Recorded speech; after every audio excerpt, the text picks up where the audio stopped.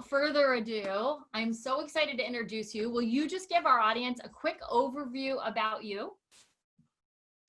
Sure, put me on the spot. So, and in your announcement, you said I'm a current Tom Ferry coach. That's inaccurate. I left Tom Ferry coaching as a coach about 3 or 4 or 5 months ago. Still super good friends with Tom Ferry. Respect the guy immensely. My coach, Bill Pipes, I'm still in the coaching program as an elite client. But I want to make sure that people don't misrepresent that. But you know, I'm just a regular guy. I'm just like everybody else, right? I've been in the real estate business 18 years and was trying to figure it out, and just throwing shotgun blasts at the wall and trying to figure out what would stick. And then eventually got into coaching, which was about, probably 10 years ago. I got into following coaching and then finally paid coaching, and then coached through a national franchise, Keller Williams, as a team leader. And then with Tom Ferry, which was amazing, really elevated my understanding of that coaching relationship. And frankly, just learned the foundational principles, which some of the things I want to talk about today are to try and add value to you. And I really appreciate you and Dan putting this together and inviting me. I'm very humbled to be in your presence and contribute in some way. Been a broker for 18 years, had a pretty significant size team. Really, the number one takeaway for me in real estate's been leverage. And I know Dan mentioned that. But for me, I'm just really, really passionate about helping build people through this business. I've been a general contractor for 25 years and then got into real estate strictly just out of greed. Honestly, I was like building a house for 7 months or whatever, and then going to sell it, making a $50,000, $60,000, $70,000 profit. Hire an agent, she sells it in 48 hours, makes 27 grand, and I'm like, I could do that. That's so easy. Why am I busting my ass for all this time? So, and then honestly, just totally loved real estate from day one.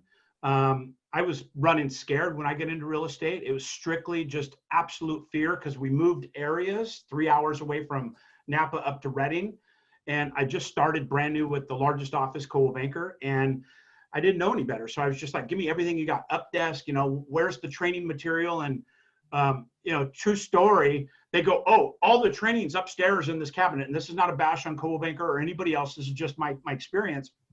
But I opened this metal cabinet. And it was like the Dead Sea Scrolls. It's like, there's dust on everything. And I pulled out Floyd Wickman's Sweat Hogs. That's just what struck out to me. I didn't know anything about anything. And it said to call 100 people a day until you make an appointment, period. And so I did that. And everybody walked through the office giving me a bad time. Oh, Randy's calling everybody, on the phone again. And then do not disturb came in and all these things, but I just didn't know any better.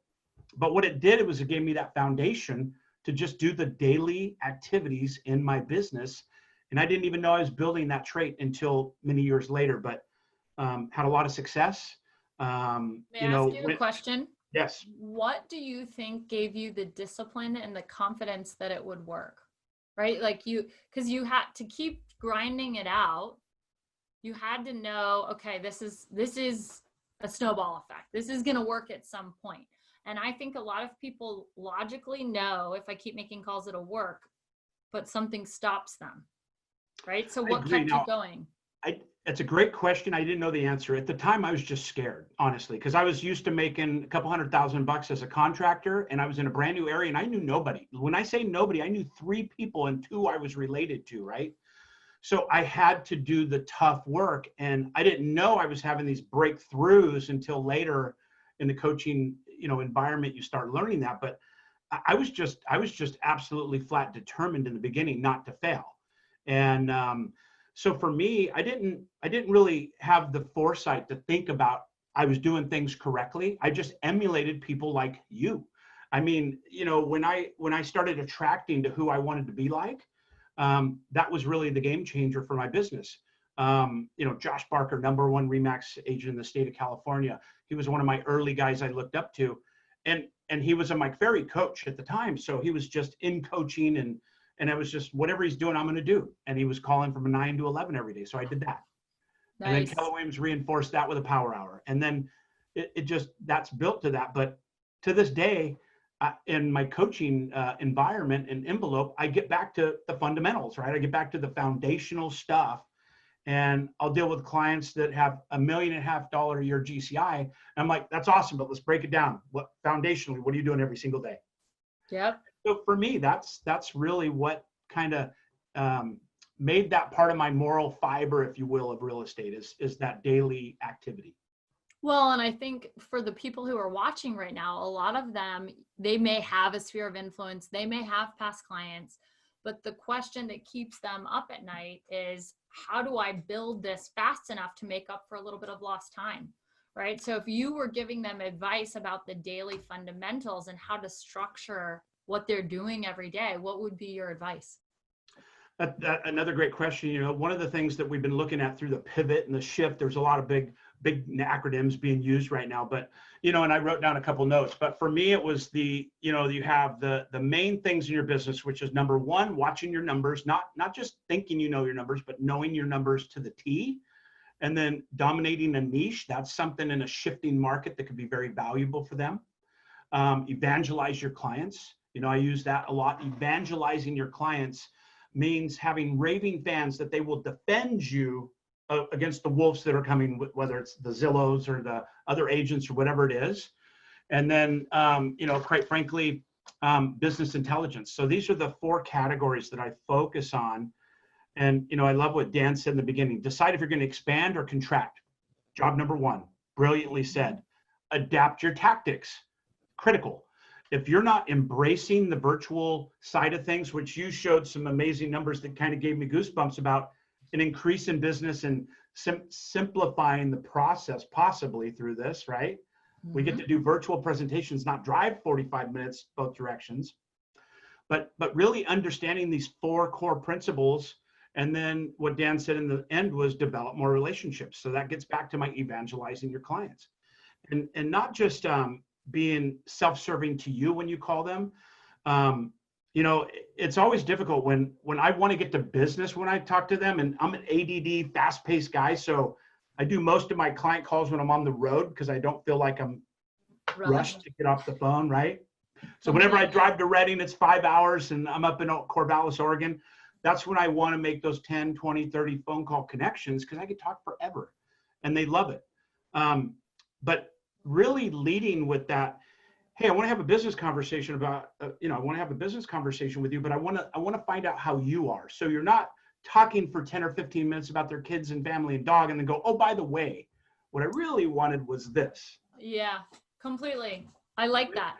That's an interesting spin. So if you guys, when you're making, because I talk to my agents all the time about this, when you're making the client calls, there's a piece of you that you feel almost selfish about it, but they actually, like, think about it for a minute. You've played a major part in their life, right? You understand all of their finances. You understand everything that was important to them in a home. Like, there's a lot to that, right? Yeah. So for you to then go from having that depth of relationship to not being in touch is weird. But for you to call and only ask about getting referrals, like some of the programs are like, get right to business. I'm like, no. But I love the idea of leading with, hey, I want to have a business conversation, but I want to check in first. Like that's, yeah, I care about you. I want to, you know, leading with that, because if you're going to talk for 5 or 10 minutes and then switch to a need that you have, you're going to be outed. It's just, they're going to know what the real intent of the call was. It doesn't feel authentic. Correct. And so I think you could lead with authenticity by saying, hey, I'm working. I want to have a business conversation with you. But before that, I really do want to know what you're doing, what's going on, what you know, family, occupation, recreation, message, whatever it is that you want to follow in a cadence. But I find that that's really valuable. And, you know, Keri, in this time, and I think we talked about it a little bit, but I've got a couple clients I've been coaching into having these deeper conversations. And they're like, Randy, this client kept me on the line for an hour. And I'm like, man, you probably built an incredible relationship if they talked to you for an hour. Yeah. So if you followed that process of caring about them before your own needs, you're probably really building a forged relationship with them that is now going to pay you dividends for life. And, you know, not a lot of agents put that together, especially our personality types. You know, we want to, you know, at least I'm speaking for myself. But I think there's just a lot of value in that, especially as we switch to maybe a more hands-off environment, again, that Dan mentioned. You could lose touch with that non-face-to-face and meeting people arm in arm, if you will. But you could also embrace that and double down on that relationship by your language, by your powerful questions, by your care for them, and really digging down into what their needs are. Because as you know, and you're an absolute pro at this, and I've had that experience of watching the way you articulate and speak to your people, is those great questions become the servant leader that is the value and power, right? By asking those powerful questions. And one of my coach, Bill Pipes, with Tom Ferry, he had me calling my generals, my leaders in my organization, and just asking them, how am I doing? I need your honest answer. How am I doing on a scale of 1 to 10? There's no wrong answer, but I need to know how I'm serving you. What can I do better? What do I do great? Is there anything I'm not providing you? And how often should I have this communication with you so you feel completely loved, supported, and led? And it's been mind-blowing. I've had these conversations with people now, and our relationship just doubles literally after that 5, 10, 15-minute conversation. And think about the power now if you can actually put that into play in really your organization at a high level. It's just that's the stuff that makes me go round. Completely. One thing that stood out to me as you're talking about really leading and the level of care, right? When you develop a deep relationship with your client, I always teach my agents, it's not just about finding them a house, it's about making them have a better life, right? And so when you ask the deeper questions because you care that much, the level of the depth of your relationship and the follow-up conversations are so different, because you're not just an agent, you're somebody who cared deeper than that, right? Totally. I know that when I just had a call recently, and the day before a client's father passed away, she called me and she said, I know this is coming and I'm going to need you. Right. And she wasn't saying I'm going to need you emotionally, but it wasn't a mistake that she called me before it even happened, because she knew that the world was going to change really fast for her. Right. Totally. So I'm honored to be in a situation where people make those phone calls. And I feel like as agents, we are really busy. So part of that is structuring your day so you do have some time to lean into those moments that people have. Highest and best use, we look at what our highest and best use is, and agents look at prospecting and all this stuff as their highest and best use, but you did all that to get a client. So if you abandon said client, you have to do it again. And then that's that hamster wheel that many agents, move down.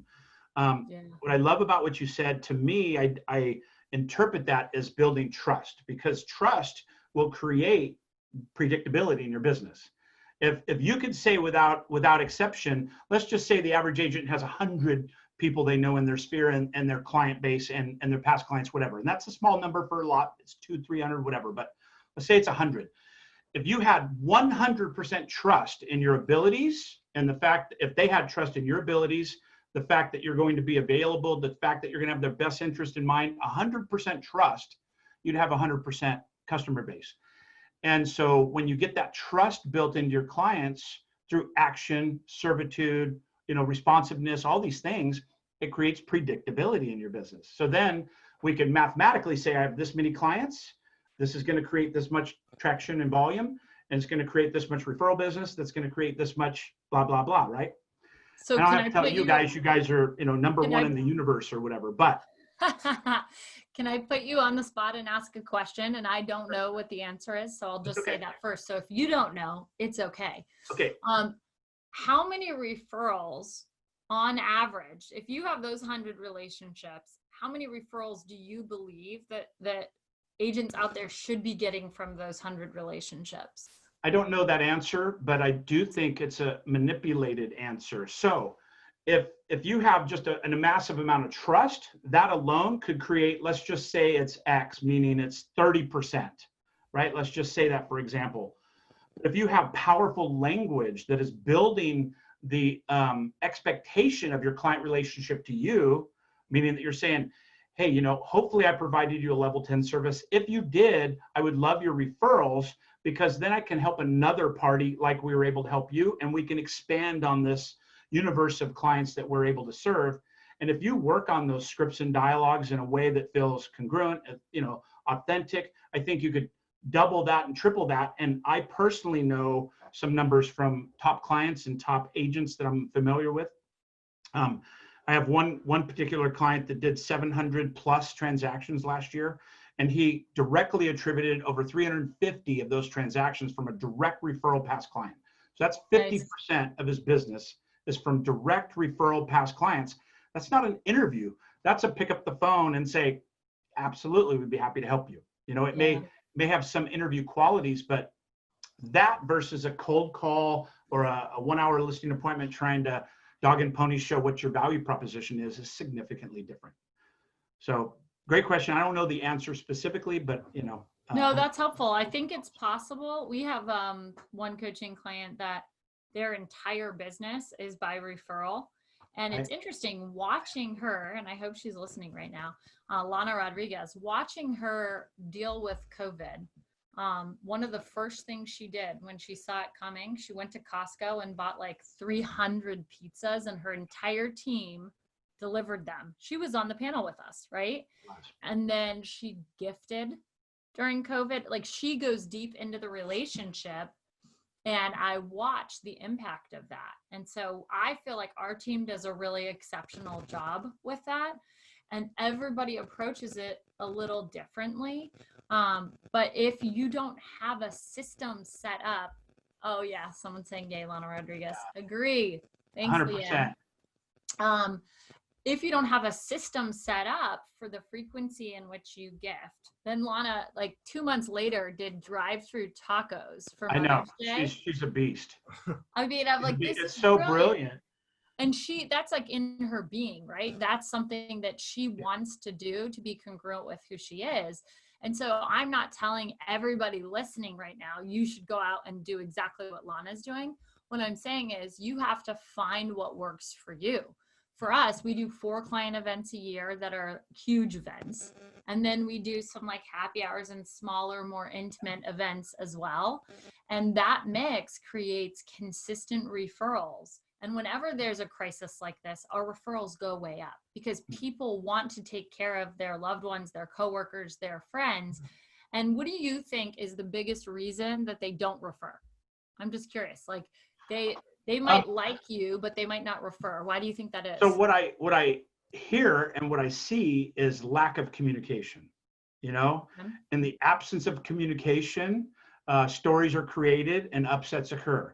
So when agents are assuming that we're a 10, when they're assuming that we're good, and all of a sudden they list with somebody else, they're offended, they're pissed, all these emotions come up. And as a coach, I always ask the question, did you provide a level 10 follow-up? Because if you did, then it's on them. But if you were a 6, 4, 5, 3, 7, whatever it is, then it's on you, right? Oh, completely. And the follow-up, I agree with you. Absolutely. That's a critical piece.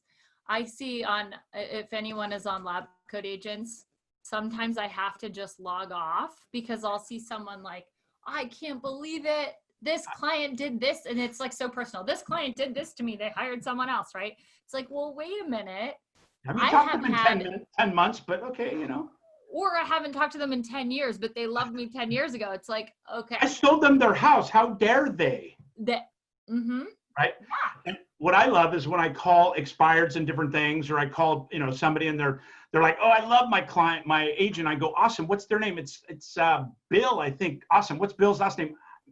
Not really sure Bill's last name. What company he's with? I don't know. That means Bill doesn't have a relationship with them, right? Completely.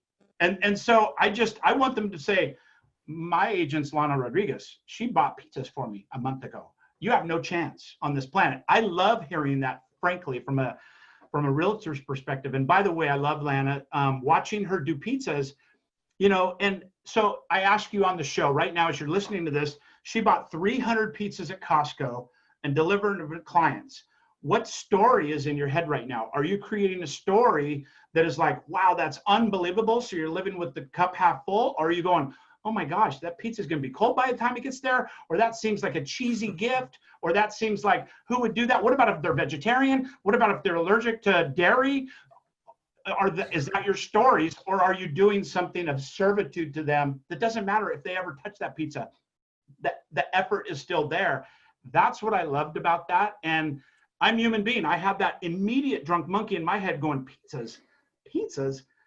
And then I was like, brilliant, right? Because she took action. She did something. 300 pizzas, that's no joke, right? And so I loved when she did that. And it goes way deeper with Lana. She, does little personal gifts and things that are very thoughtful. And, again, Laura Jalot that was on the call with us as well here in Oregon. She's just an absolute beast as well. I've seen her at Costco multiple times with literally carts full of Cuisinart and different things for her clients.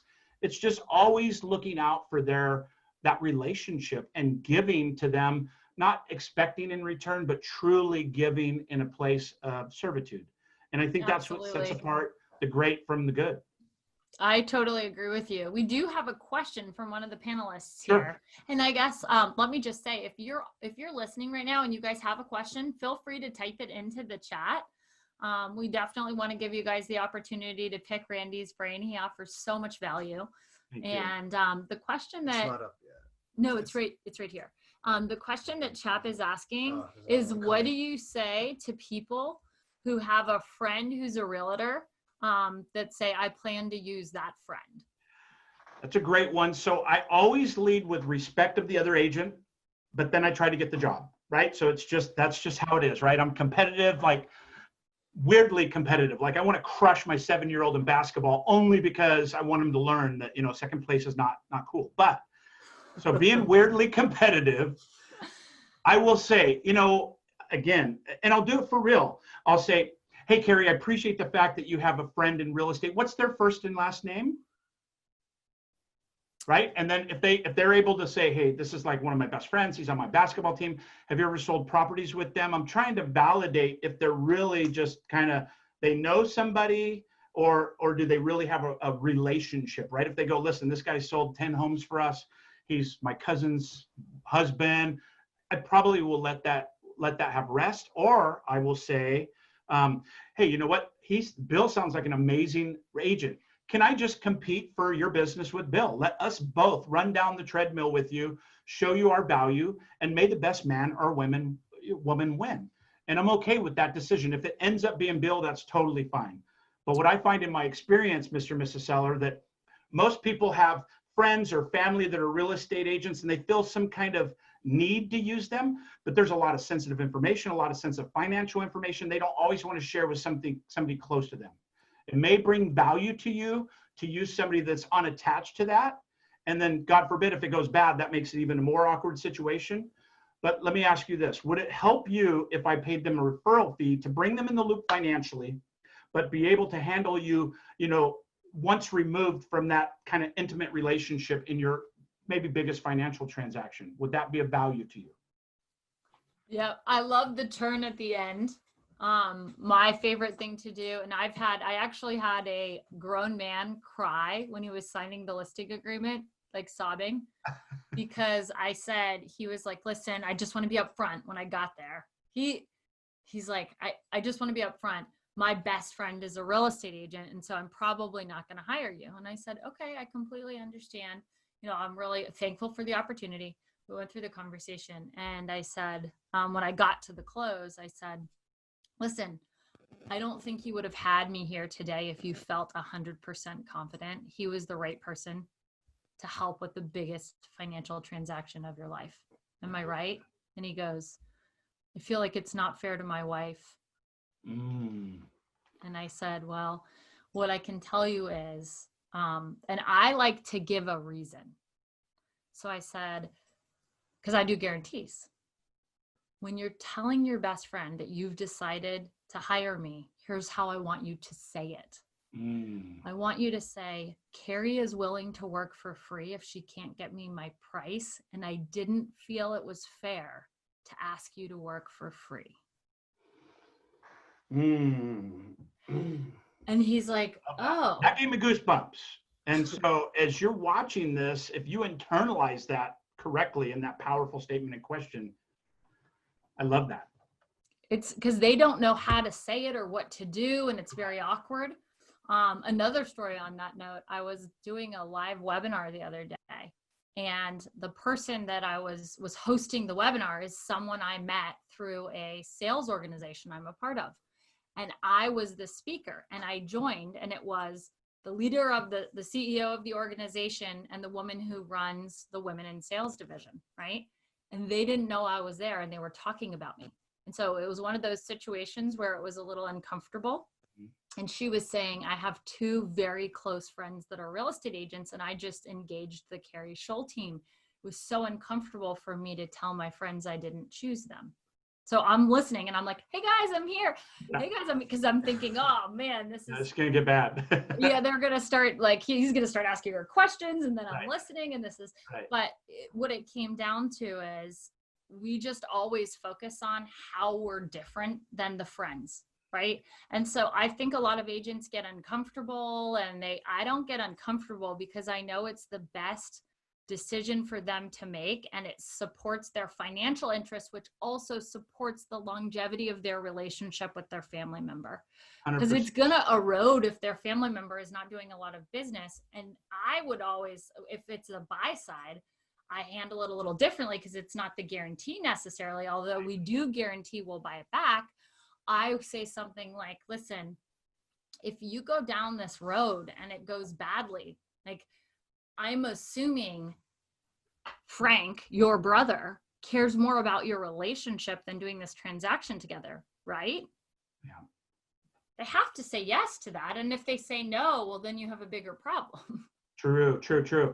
You know, it's so true. And I think if you handle it with that kind of compassion for them, and then I always say, hey, what about if I give Frank like a 2-week head start on everybody else? Because we've got a couple weeks of marketing and pre-stuff. I always give them the opportunity to be that agent because it pays the exact same, right? Right. So then you have both opportunities. But, the reality is just stand in integrity with what your value proposition is and having them weigh that and then asking those powerful questions. You know, have you thought forward enough to where if this does go sideways and it comes to a point to where maybe you guys aren't on the same page, how do you think that relationship's going to be impacted? And how do you get by that? So let's just forward pace and say you do have an issue where he's like, you're dumb, you should take 300, and you're like, my number's 320, or there's some repair thing that you just don't see eye to eye on, which happens in this business. How are you going to handle that situation? And I've had people just go, I never thought about that. I can't work with him. I mean, literally, they've just went. Yeah, I love that because it future paces it, and it puts them in that point of decision when they're feeling that uncertainty. Yes. And it would be very uncomfortable with a family member. So I love that. So we are out of time. I would love to ask you one final question. Sure. If you were to leave the people listening today with one tactical thing that they could do to really come out of this stronger than they came in, what would that be? Well, there's so many things, and I'll be honest, Dan already said it, so it may sound redundant, but it's the mindset is absolutely critical now, because what Einstein said, one of the most important questions any man or woman, and I edited that, but one of the most important questions any man or woman can decide is, do we believe we live in a friendly or hostile universe? And to me, that is the holy grail to everything. It gives me goosebumps to say it, because you're either half full or half empty. I don't care what else is going on. And in this time, and I'm human like everybody else, I got caught up in the Fox, CNN, what was going on in the world. And a lot of the reasons we got together on the show was because of that, wanting to deliver content to help agents through that. And I think we did have an impact. It's control the information going out because it shows on the outside. If you're not controlling the information that's going inside to protect your mindset and to preserve your positive outlook of opportunity, because there's a killer amount of opportunity coming up. You mentioned a few, but if you're not controlling that, you will fall susceptible to the other side. So you got the primal brain, which is to protect you, and it's meant to be there for a reason, fight or flight, all that stuff. You have the powerful brain. You can't be in both at the same time. That's the holy grail for me. Is I get caught up in that. It's squirrel, and all of a sudden something scares me, fears bull, it's a report, it's my stocks. And then I have to get back to the power side of future, hope, optimism. That is where the power lies. So that's it. I love it. Well, Randy, we did, sorry. We did have more questions for you. So before you sign off, and this has been great. So thank you. Do you want to give people a way to reach out to you in case they want to ask you a question directly, or? Absolutely. You could reach me by randybyrd.tv, and it's with a Y. So RANDYBYRD.tv. And I'm happy to answer anything. Obviously just Google me. I'm a little harder to find than Keri, because she's like, universe, and then Randy's over there. But anyway, listen, I really appreciate you guys. I'm honored to be here.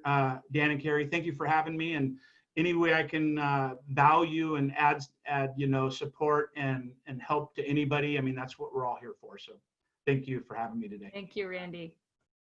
Thank you for tuning in to this episode of the HyperFast Show. Subscribe to us if you want to make sure you get the latest and greatest HyperFast shows. And remember, we love reviews. Reviews help us bring better and better guests and improve our shows. So give us the good, the bad, and the ugly. We hope you enjoyed the show, and we will see you next time.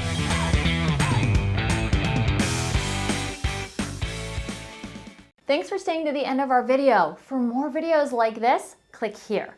If you're looking to get notifications when we do a new video, make sure you subscribe below. See you soon.